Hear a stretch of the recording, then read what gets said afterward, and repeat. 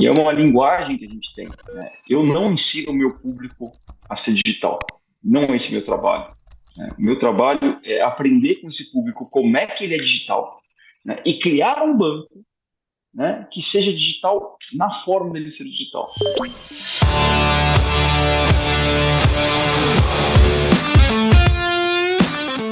Olá, pessoas! Vocês estão ouvindo o Do The Math?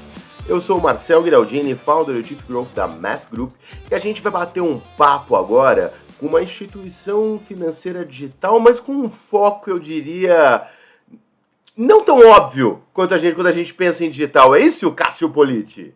É isso aí, Marcel. Não tão óbvio e não tão restrito quanto parece, Marcel, porque a gente hoje adora falar ao público 50 mais.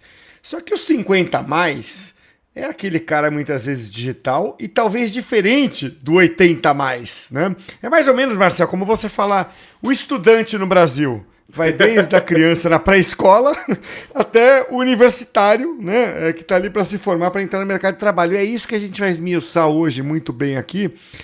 E para isso a gente tem o vice-presidente de clientes, crescimento e marketing do Banco Mercantil, que é esse banco que você aí fez um suspensezinho no começo e eu tô matando o suspense aqui, é o Bruno Simão. O Banco Mercantil, só para dar uma ideia, Marcel, ele é um banco que nasceu em Minas Gerais, tem mais de 80 anos. Claro, atua além de Minas, vai muito além, vai sudeste, centro-oeste com agências, são mais ou menos 300 agências, mas está nos outros estados e outras regiões do Brasil com parceiros, né, correspondentes bancários e fora o digital, que atua muito bem. E esse é um ponto importante, né, porque o digital para esse público 50 mais, ó, é o quinto maior banco em pagamento de benefícios no Brasil. Por exemplo, aí, aposentadoria, auxílios, né, benefícios de previdência social e por aí vai. E naturalmente por isso atrai esse público 50 mais. Bruno, muito bom ter você aqui. Obrigado por aceitar o convite para esse papo.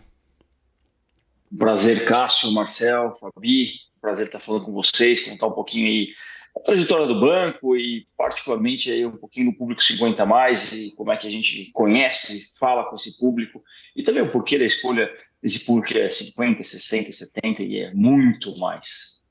É isso aí. E para completar aqui o nosso papo, ela tem experiência sênior, mas está longe dos 50 mais. Sempre com a gente aqui a Fabi Amaral. Tudo bom, Fabi? Tudo bem, Cássio? Muito gentil e realista. Sempre bom estar aqui com vocês e animada para ter esse papo, conhecer como que o Banco Mercantil está fazendo acontecer. É isso aí, vamos lá. Eu vou pegar carona aqui no que o Bruno já falou muito de passagem aí, né, nessa introdução, que é como trabalhar com esse público 50 a mais, né? Que é um público diverso, mas eu vou começar por um ponto uma pergunta retórica que você fez na sua introdução, Bruno. Vou começar por ela. Por que trabalhar com o público 50 a mais?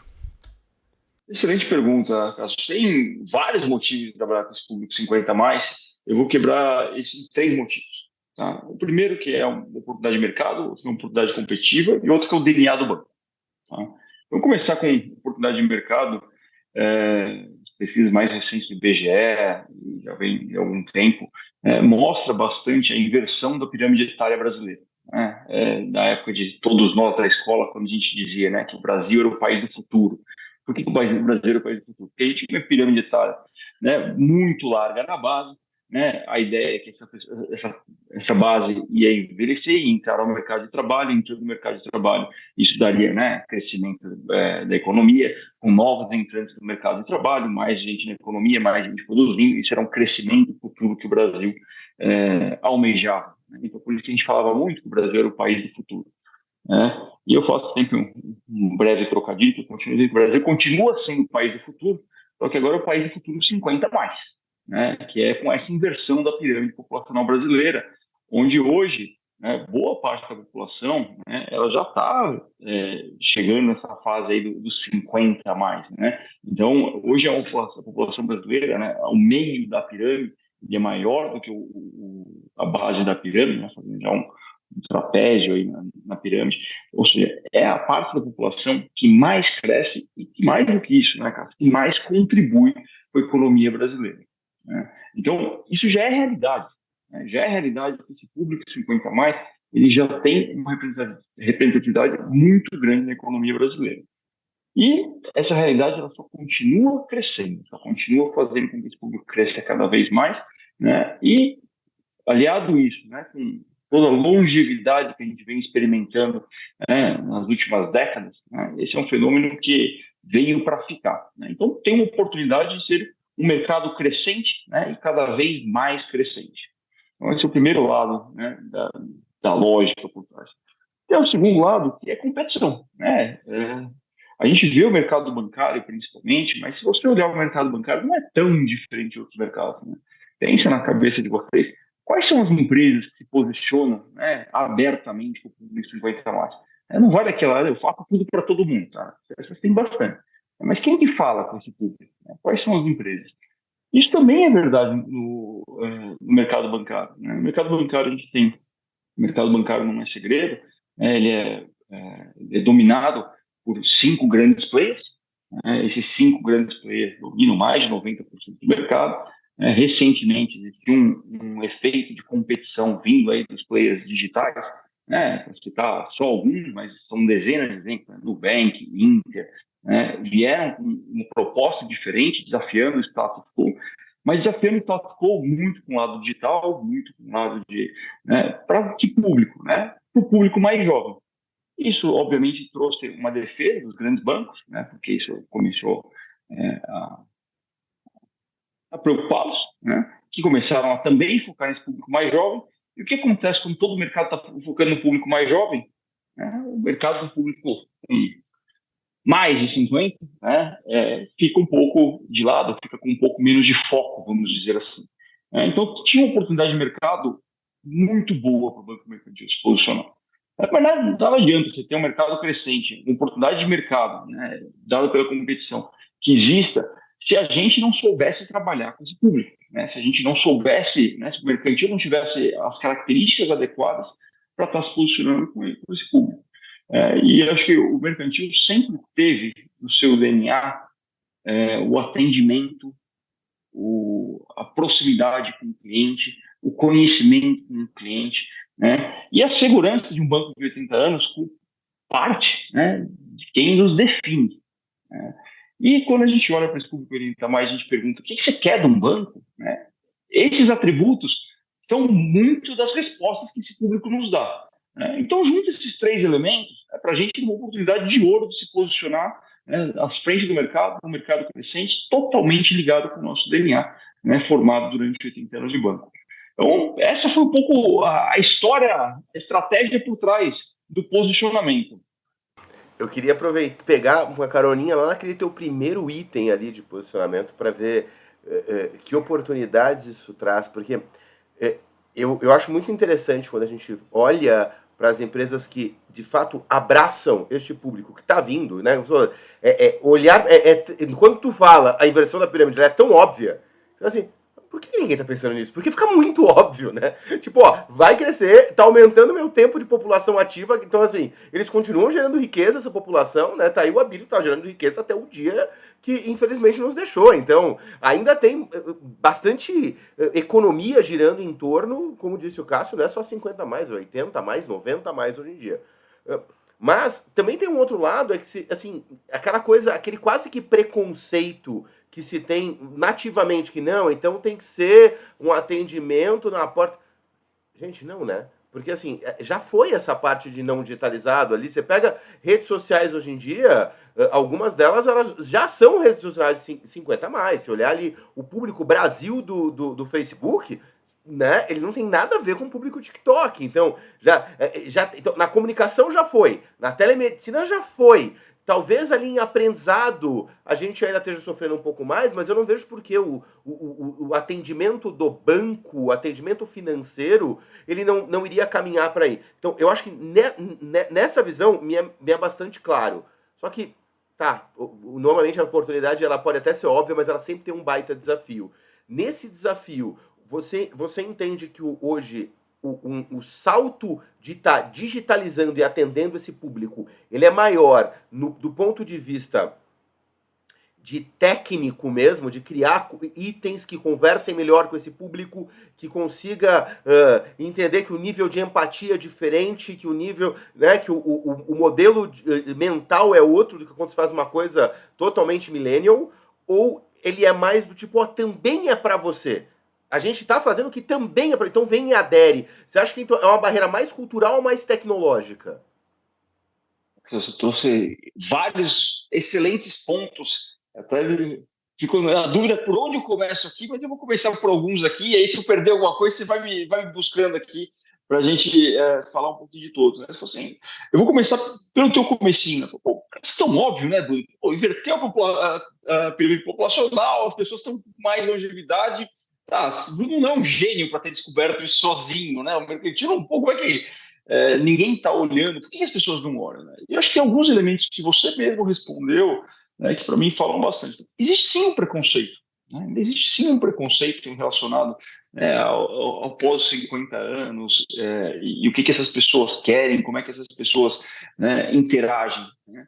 E a verdade é que esse preconceito não tem nada a ver. Né? Um preconceito que ficou bastante para trás, e a verdade é que ainda tem esse preconceito está para trás e não vai chegar nem perto desse público, né? Porque esse público, e aí fala um pouco do banco, né? A gente fala bastante do mais, a gente pode falar um pouquinho sobre o mais, mas é um slogan que a gente gosta bastante, né? É um público que cada vez mais, né? Ele quer, ele não está satisfeito de, não, fiz uma carreira, me aposentei, ou então, né, já cheguei numa certa idade, tenho uma experiência e chega. Não, pelo contrário, né? Ele quer outra carreira, ele está buscando aprender novas coisas, realizar novos sonhos. É um público que está, não só do ponto de vista de números, né, mas também de necessidades e vontades, né, em total expansão.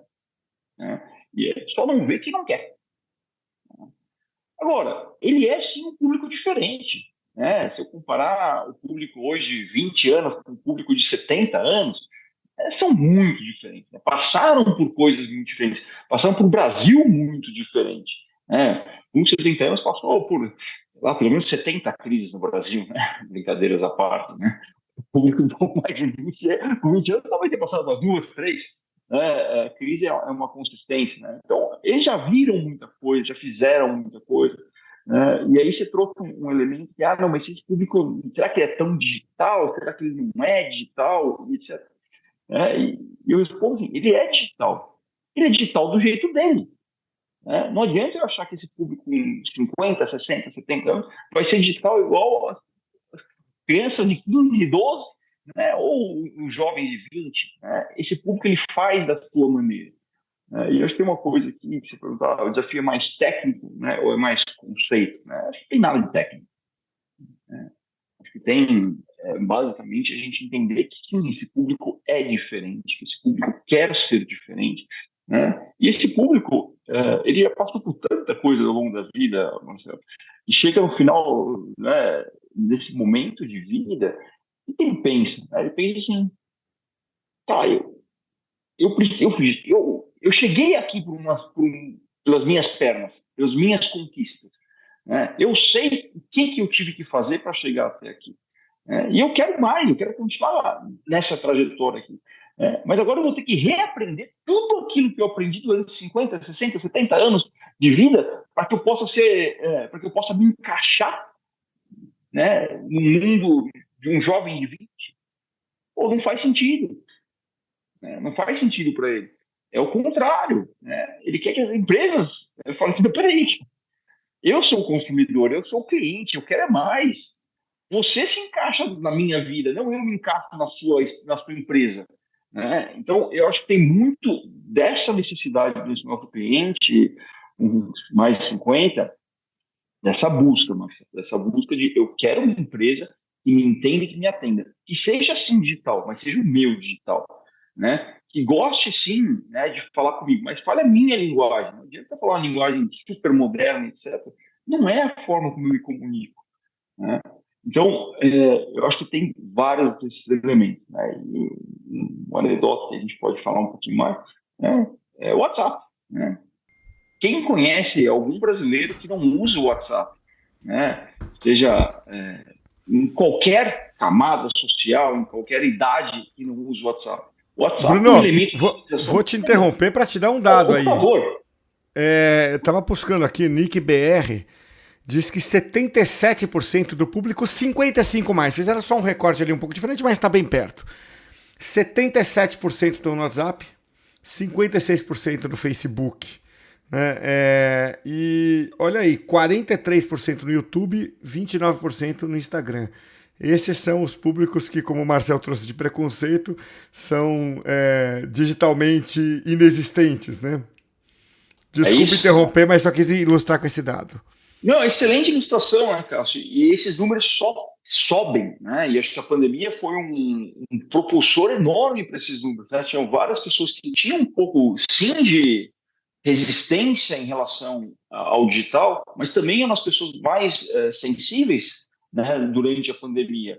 Então, elas buscaram se revolucionar também, se aproximar do digital. Então, esse número só sobe e esse conforto das pessoas com o digital é muito grande, né? Então, o WhatsApp, o Facebook, o YouTube, em várias dessas mídias, esse público está presente, consumindo de uma maneira diferente.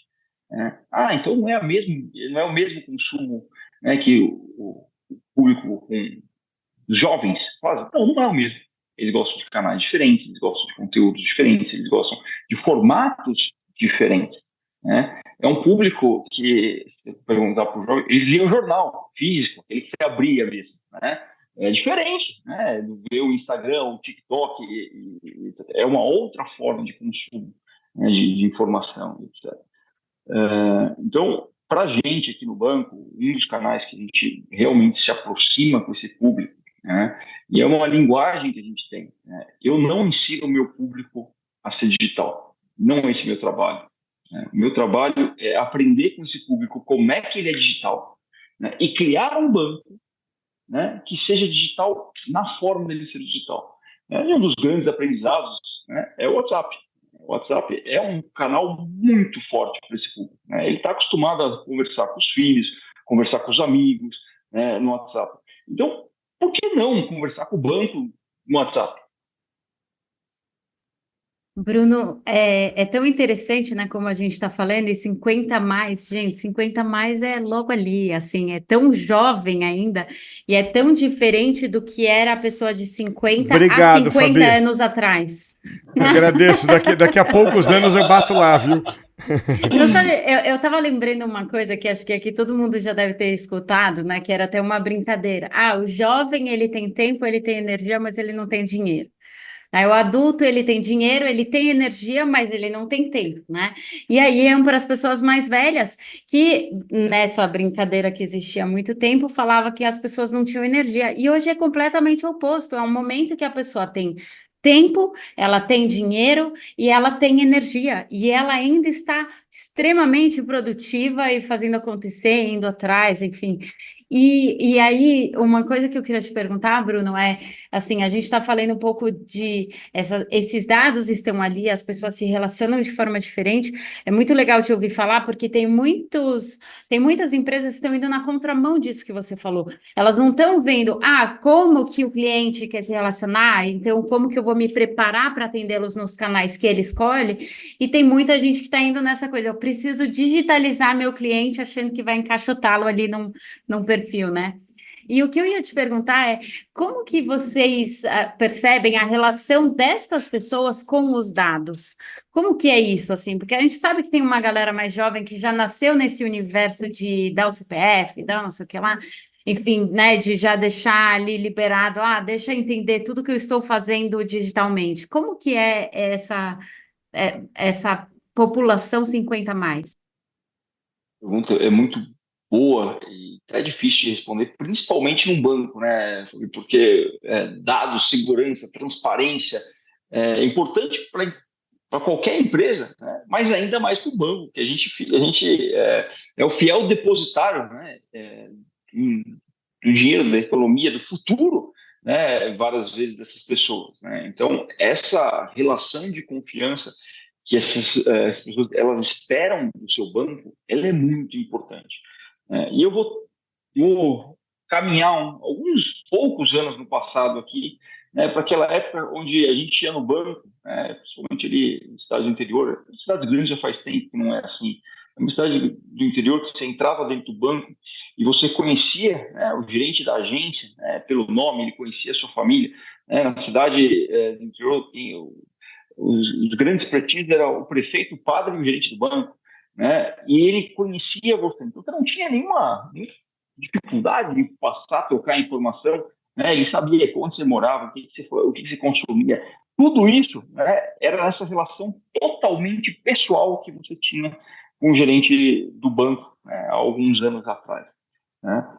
E esse público 50 a mais, ele aprendeu a fazer, né, as suas transações bancárias, os negócios bancários, com essa relação, né, pessoal.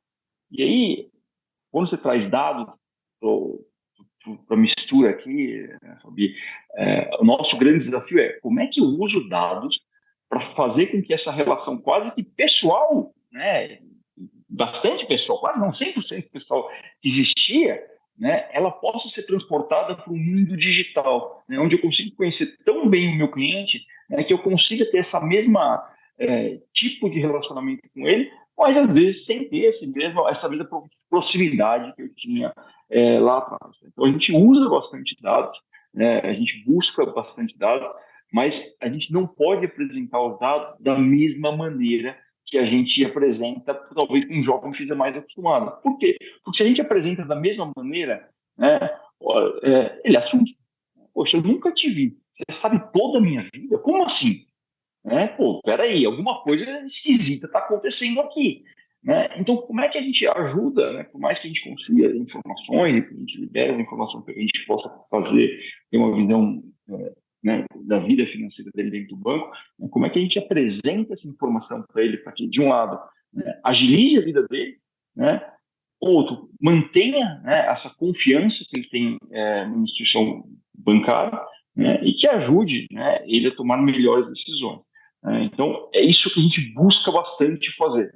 É fácil? Não, não é. É bem difícil, na verdade. Né? É um trabalho constante e consistente de cada dia, de cada informação.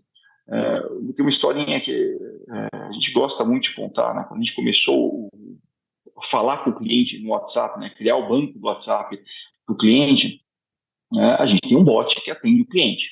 Né? E como todo bot, ele trabalha 24 horas por dia, 7 dias por semana, e ele descansa absolutamente nunca. Né? Então, quando você pergunta alguma coisa para o bot responde em um milissegundo. Né? Você pergunta oi, o bot fala, oi, eu sou o Banco Mercantil, né? Eu sou a Mel do Banco Mercantil. E na sequência te responde isso. Né? O que isso gerava para o nosso cliente? Desconfiança. Peraí, o WhatsApp, quando eu mando mensagem para o meu amigo, ele não me responde no mesmo segundo. Ele está fazendo alguma coisa, ele demora para me responder. Por que esse banco está me respondendo tão rápido? E aí ele perdia essa confiança e acabava com a conversa.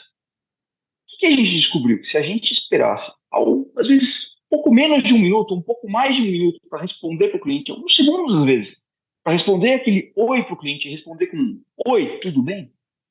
Aquilo gerava um engajamento brutalmente maior. Então, tem várias coisas que são os dados, que são dados hard, que a gente chama, né? Que ajudam a gente a tomar uma série de decisões, mas tem várias coisas que são o lado mais psicológico, o lado mais qualitativo dos dados, né? Que a gente também tem que entender para entender o comportamento desse cliente e adaptar os dados, né, às necessidades desse cliente.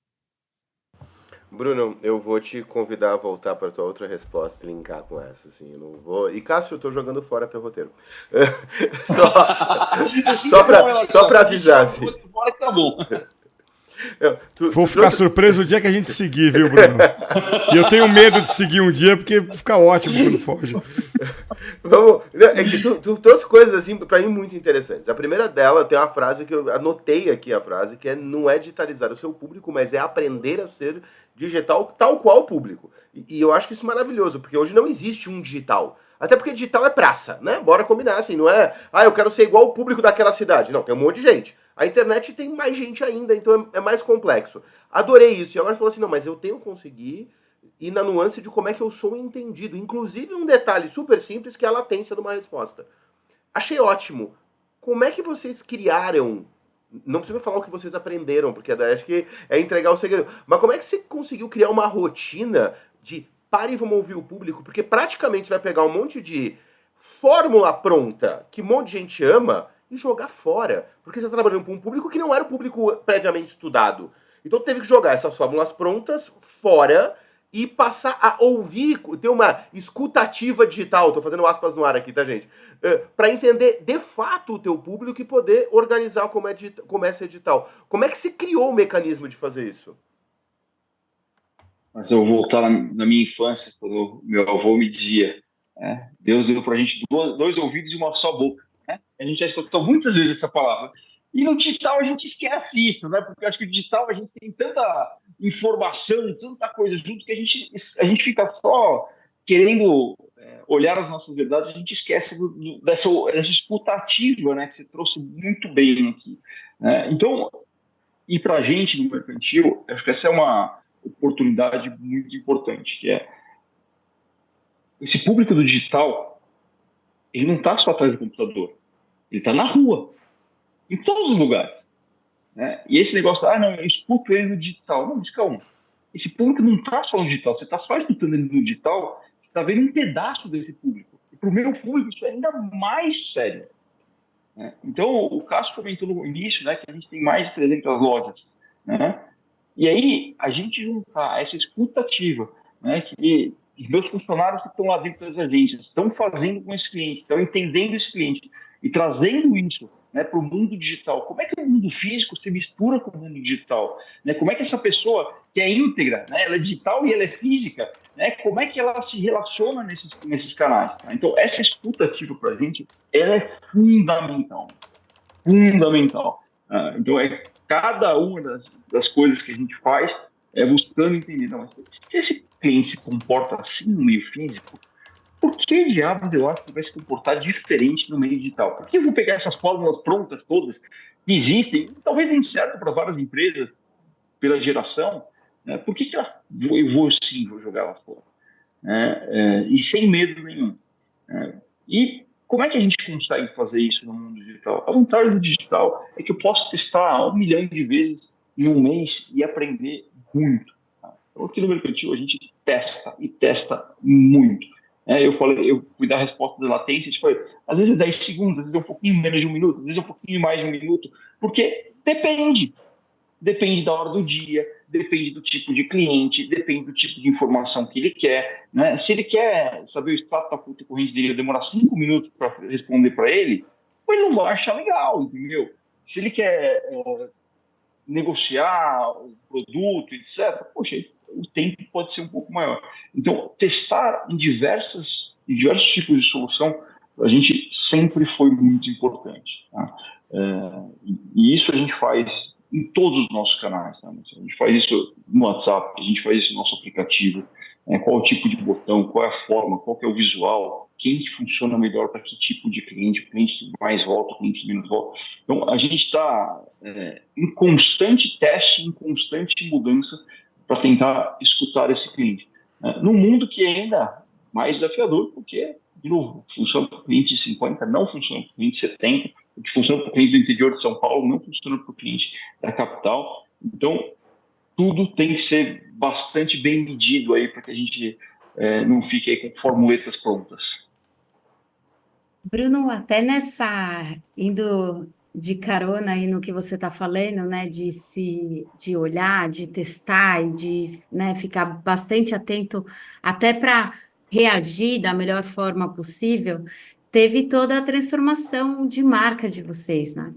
Como que foi, que é uma coisa relativamente recente, né, porque está mais ou menos há 1 ano que teve essa mudança.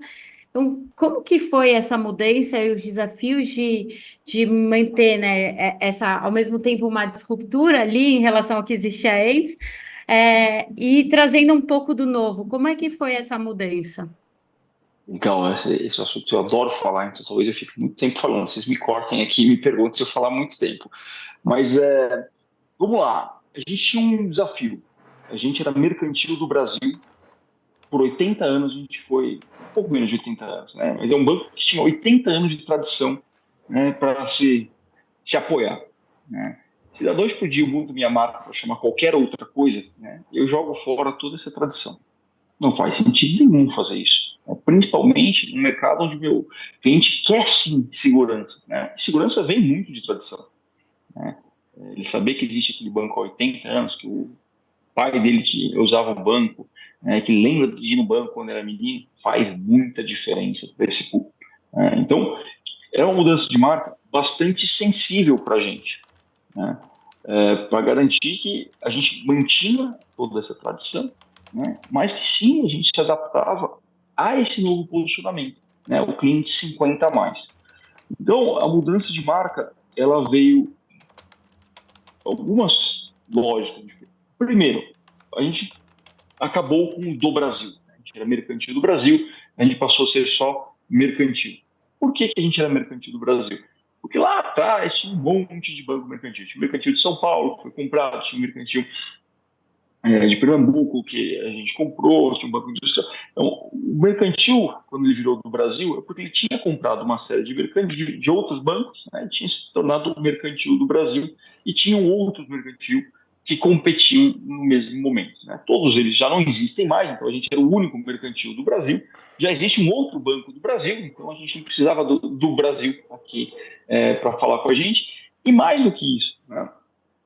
Uma coisa que era muito importante para a gente e foi o que moveu a gente a mudar a marca, que se perguntava para qualquer cliente nosso, ele dizia, eu vou no banco mercantil, eu vou no banco mercantil. Ninguém falava que ia no mercantil do Brasil, ninguém falava que ia no M, ninguém falava que ia no do Brasil, todo mundo falava que ia no banco mercantil, né? Banco do qual nem fazia parte do nosso nome, né? Mas todo mundo ia no banco mercantil. Então, se o cliente fala que ia no banco mercantil, por que a gente vai se chamar de outra coisa, dado que a gente queria tanto, né, manter essa tradição? Tradição quem faz é o cliente. Então, a gente trouxe banco para o nome, né, e manteve o mercantil. Por que a gente trouxe banco para o nome num momento onde todos os instituições financeiras estão tentando esconder ao máximo serem bancos, né? A nossa marca ela vai na contramão, né, do que o mercado está fazendo, né? Porque a gente é banco com muito orgulho de ser banco, né? Ser banco no Brasil não é fácil, ser banco no Brasil, principalmente um banco médio, passando pelas 70 crises que eu brinquei no início, né, não é simples, né, e a gente se manter esses 80 anos com segurança, com tradição, né, com uma clientela fiel, né, é sim um motivo de muito orgulho, né? E o meu cliente de 50 a mais, ele quer sim um banco, né? Ele não tá brincando de serviços financeiros, né? É a vida dele que ele está confiando na instituição, né? Então ele não quer colocar um nome bonitinho da moda, etc. Não, ele quer um banco, ele quer escolher um banco, né? Até se você perguntar para esse cliente, na cabeça dele é um banco, se pegar a imagem que mais associa para ele, é um cofre, né? Banco e cofre, porque a segurança é muito importante. Então, o banco traz isso. Mas também a gente quis na marca, Fabi, trazer esse posicionamento. Trazer esse posicionamento de 50 a mais. Né? E, para a gente, o mais ele se tornou um símbolo que muito define essa nossa geração de pop, né, que é o 50 a mais, mas também o banco. Assim como o nosso cliente quer mais, tem muito mais para fazer da vida dele, que busca muito mais coisa, o banco também tem muito mais, né, a crescer, a se desenvolver, né, junto com esse cliente. Não é à toa que o nosso slogan é a sua experiência nos inspira. Né? A experiência dos nossos clientes inspira a gente a ser melhor. Então, banco e cliente andam na mesma direção, ambos buscando mais. Né? Então, a gente trouxe, né, elementos gráficos para dentro da nossa marca. Né? Então, o mais está disfarçado dentro do E, né? E que também é um sinal, né, de adição, né? A gente fala eu e você, né? Então ele soma, né, banco e cliente, então ele soma assim como mais para dentro dele, né? E tem um elemento que é mais sutil, né, que os nossos eles são uma seta olhando para cima, são duas setas olhando para cima, né, e alinhadas na mesma direção, né, que mostra o cliente e o banco andando juntos, lado a lado, na mesma direção. Então, essa mudança de marca, uma mudança de cor, um posicionamento, né, cada vez mais claro em relação ao 50 a mais, para a gente, ele vinha a coroar esse momento que o banco estava. coroar um momento onde o banco já tinha se posicionado, né, já tinha boa parte das suas operações focadas nos públicos 50 mais, né, e a gente estava mais do que pronto, né, para se expandir e mostrar para o mundo todo que sim, somos o Banco Mercantil, nós somos o Banco 50 mais, somos aquele banco que vai sim se inspirar na sua experiência, que a gente é construído pensando nesse tipo de cliente, nesse foco, né, e que a gente está pronto para atender. Então isso veio, né, uma campanha de mídia muito grande, a gente fez uma homenagem que, bom, eu fui suspeito para falar, mas eu achei linda, do Fábio Júnior, que ele regravou aquela música há 20 e poucos anos, né? Ele regravou por 50 e tantos anos, mostrando que os sonhos que a gente tem, né, com os 20 e poucos, eles continuam sendo iguais, né, que as ambições são iguais, né, e que a gente não abre mão, né, nem por você, nem por ninguém, como ele canta. Depois tivemos agora uma campanha usando os juntinhos do Tim Maia, né, trazendo essa experiência do cliente junto com o banco. Temos feito fizemos uma campanha bonita de Natal não, de final de ano, né, com a Elefantora, onde ele dizia um pouquinho sobre o único número que não nos define, né, a idade. Ele falava que um número que ele gosta muito, que ajuda a definir, são os sorrisos, né, dados e retribuídos ao longo da vida, né, que esses são números que podem nos definir. Eu acho que é assim que a gente vê o nosso cliente e essa abordagem, essa visão foi a grande inspiração, uma mudança de uma marca de muita tradição, que a gente fica muito feliz aí, e o reconhecimento disso de clientes, parceiros, foi bem legal. Bruno, você trouxe o exemplo de como vocês fizeram isso, como é que tu olhou o público, e até dos desafios, o como tu foi por falta de palavra melhor, contrafluxo, né? Tá vendo, né, a manada tava seguindo para um lado e falou, não, peraí, eu sou banco, meu cliente quer banco, eu sou banco. Eu vou ser digital, mas como ele quer que eu seja digital, não como eu entendo. Esse público está crescendo demais, deixa eu pegar isso. Tem muito elemento de contrafluxo numa visão bastante única que tu trouxe agora, que acaba na marca. Dito isso, hoje você entende que o fato de você ser uma pessoa, visto o teu histórico de consultor, eu acho que quem tá ouvindo aqui não foi fuçar no LinkedIn do Bruno, tá no link, mas você falou que ele tem 17 anos de BCG, quer dizer, então alguém que tem uma visão mais de consultoria, que estava acostumado a... Não, eu acredito em dados, né? Pro resto tem Deus, mas me dá dado para eu tentar entender o que está acontecendo. Dito isso, aí você faz uma análise muito... E eu acho maravilhoso, né? Quando a gente vê dados montando uma estratégia, ela fica óbvia. O problema é que ninguém pega os dados e monta uma estratégia. Você entende que isso vem por causa do teu histórico, ou você acha que isso era uma coisa que o público do banco praticamente estava empurrando ele para ir, precisava só alguém ter coragem de falar vamos? O que você imagina, ou é uma terceira coisa que eu nem consigo ver aqui de onde eu estou olhando agora?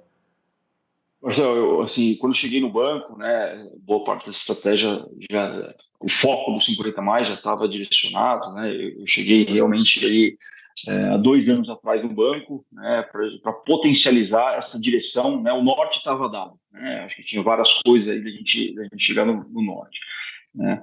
Aí você falou, não, foi ocasional, né, os meus clientes é que nos levaram, né. Não, né, porque até 5, 6 anos atrás, o Banco Mercantil era um banco de PJ, né? A gente focava em empresas, né? Tinha uma carteira grande de empresas e sobreviveu todas as crises que eu falei várias vezes, né? Uma carteira focada em PJ, que é um mercado muito complicado. E acho que as lições de fogo que foram dadas, né, para o banco nos ajudaram a... Para tudo. Se eu continuar fazendo a mesma coisa, a única certeza que eu terei é que eu terei os mesmos resultados, né? E não eram resultados que o banco se orgulhava 5 anos atrás. Pode olhar a ação do banco, pode olhar os resultados do banco há um pouco mais de 5 anos, e vocês vão ver que não é uma trajetória que a gente gostaria de percorrer para os próximos 5. Né? Então, com a mudança do CEO, o Gustavo, ele entra no banco, com essa visão de, peraí, vamos repensar isso, vamos olhar o que a gente é bom, o que a gente não é, vamos dar um passo para trás, e olhar os dados. Vamos fazer uma estratégia baseada em dados, menos uma estratégia baseada em o que eu gosto, o que eu deixo de gostar, vamos tentar olhar se a gente pudesse fazer uma folha em branco de um banco, que folha seria essa? Né? E aí começou a construir esses elementos, né? A gente já fazia ali, já atendia beneficiário do INSS nessa época, né? A gente já tinha ganho os leilões do INSS passado, a gente sabia que ia ser uma coisa que a gente sabia fazer bem, né? A gente viu oportunidade e falou, peraí, isso tudo tem uma cara aqui de uma estratégia, né? E começamos a migrar o banco para a estratégia. E tendo outra vantagem, dado que você citou meu passado, Marcelo, de consultor estratégico, né, de ter desenhado estratégia para diversos players, etc., eu não vou dizer nunca que eu desenhei uma estratégia ruim, afinal foi eu que desenhei, porque eu vou falar mal dela. Mas que a diferença da estratégia, seja boa ou seja ruim, quem quer que tenha desenhado ela, está muito na execução. Né? Na execução do dia a dia, como é que você transforma aquela boa ideia, né, em algo que faz a diferença. Tá? E eu acho que o mercantil teve a capacidade, né, de transformar uma boa ideia, que talvez vários tivessem. Tá? Se pegar assim, nos últimos 5 anos, quantas pessoas pensaram, vou fazer um negócio por 50 a mais? Provavelmente vários. Né? Tivemos bancos de todos os tipos, desde banco para time, banco para perfil de público, para de tudo. E a gente soube executar, né? A gente conseguiu entender esse momento, conseguiu entender que a cada passo que a gente dava, né, é um banco bastante pé no chão, né? Então, para a gente não bastava crescimento, por mais que a gente teve um crescimento de 40% do número de clientes ou ativos que você preferia olhar, mas a gente tinha que dar resultado, né? A gente dobra resultado nos últimos anos. Então, para a gente ter esse pé no chão, essa garantia de execução era muito importante. Pelo banco, claramente, mas também pelo nosso cliente. A gente não pode dar 2 passos a mais do que a perna e capotar lá na frente e falar assim, desculpa, não deu, a gente é uma startup pequenininha aqui e vai pensar de novo e volta atrás. Não, a gente é um banco de 80 anos que vai continuar sendo um banco de 80 anos, daqui a pouco 90, 100, 120, né? E esse legado para a gente sempre foi muito importante. Né? Então, acho que foi a combinação, sim, uma boa ideia, né? Mas muito, né, de execução incansável. Bruno, acho que além de tudo isso que você está falando, é muito com certeza execução e também o foco, né? Porque a gente já teve histórias aqui no podcast de empresas que falaram, putz, a gente se deixou levar ali pela manada e depois a gente precisou falar, o que a gente está fazendo aqui? O que a gente quer fazer é vamos seguir, vamos retomar, etc. Né? Então é bem interessante. Faz muita diferença. Desculpa, só um rápido comentário aqui. Claro. Quando eu fui convidado a trabalhar no banco, né, o Gustavo conversou comigo e tal, e ele falou do foco. Não, porque o nosso foco aqui, a gente faz isso aqui. Ele falou, tá aí uma estratégia que eu consigo acreditar. Né? Tendo visto várias outras, etc., eu consigo acreditar numa estratégia de foco. Essa estratégia, eu acho que pode ser uma estratégia vencedora no mercado bancário brasileiro, muito competitivo. Então, aqui, eu acredito que a gente tem, sim, espaço a jogar. A gente pergunta para os nossos convidados assim, qual é o seu principal indicador? Aquilo que você fala, putz, é isso aqui que vai me dizer se eu estou no caminho certo, executando com foco, etc. Qual é ali o indicador-chave para você, Bruno?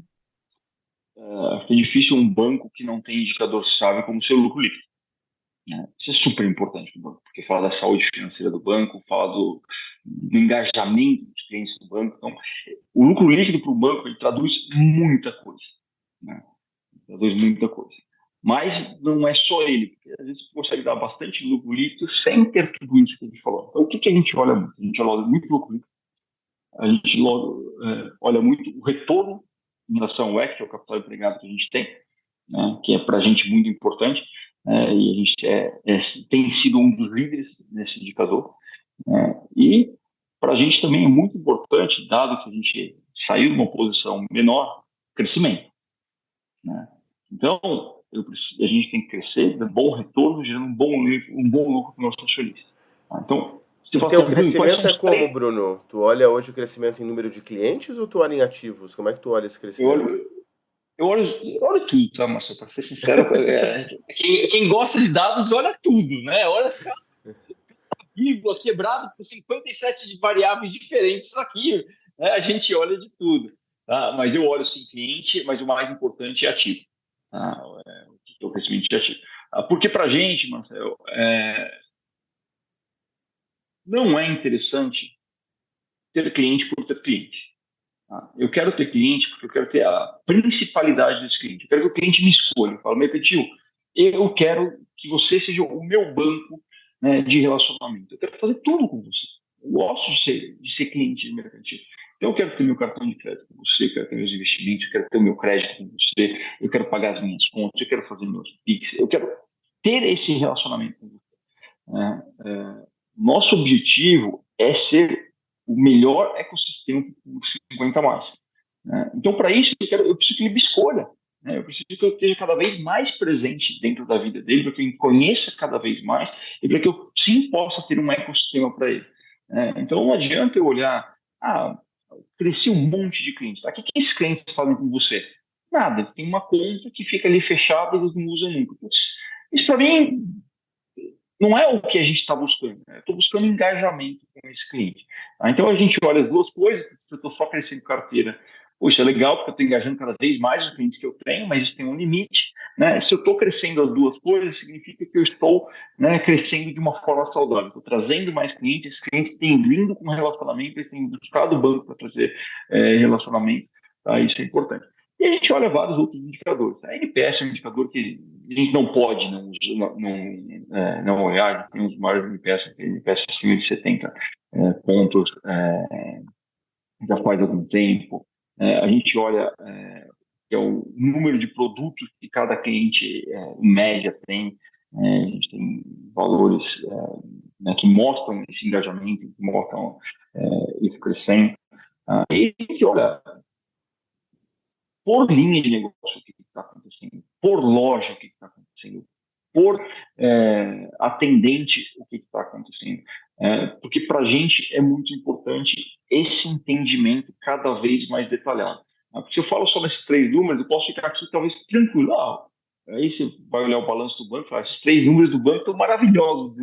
Você pode tirar umas férias aí de 3 meses, está tudo certo. Né? E não, porque quando eu vou olhando no detalhe de cada uma das coisas, quando eu vou fazendo o famoso the average, né, a gente vai olhando além das médias, aí é que estão as oportunidades. Né? E aí é que eu volto na obsessão por execução. Né? A gente olhar em cada um dos ângulos onde a gente pode estar fazendo melhor. Tá? Então, esses são os indicadores que eu mais olho. Mas aí, quando a gente olhou a marca, teve um indicador muito legal que a gente, quando a gente mudou a marca, que apareceu e a gente não tinha ideia que esse indicador ia aparecer, que é o indicador da percepção popular. Quando a gente mudou a marca, a gente mudou as fachadas de todas as lojas, com a placa nova, com a marca nova, etc. Né? E a quantidade de pessoas que falaram para a gente, poxa, vocês estão abrindo loja disparada, hein? A loja para todo lado que vocês estão abrindo. E a gente não abriu uma loja, a gente só trocou o banco. Então, essa é a percepção, melhor né? É esse para a marca, entendeu? A percepção é que a marca foi muito mais vista. Né? As pessoas acham que estão abrindo loja no lugar que a loja sempre existiu. Tem aquela coisa de que gera paisagem de tanto tempo que estava lá e vocês fizeram uma mudança significativa, né? É isso. Né? Então as pessoas marcam, né? Elas vêm, passei aqui, vi um mercantil, vocês estão abrindo na cidade? Não. Isso está aí há 20 anos. Então, esse tipo de percepção, né, que é a escuta, volto na tua escutativa, Marcelo, volto na escutativa. A gente está sempre olhando os indicadores, mas também aqueles que a gente não está esperando. Bruno, olha, esse papo poderia ir mais longe, como sempre, a gente é muito sortudo em contar com pessoas como você aqui no Do The Math. Infelizmente, o nosso tempo aqui já está, e se deixar eu, Marcel, e eu estou vendo, Bruno, que você está compartilhando tantas coisas também, e aí o Cássio vai ficar sem graça de colocar barreira.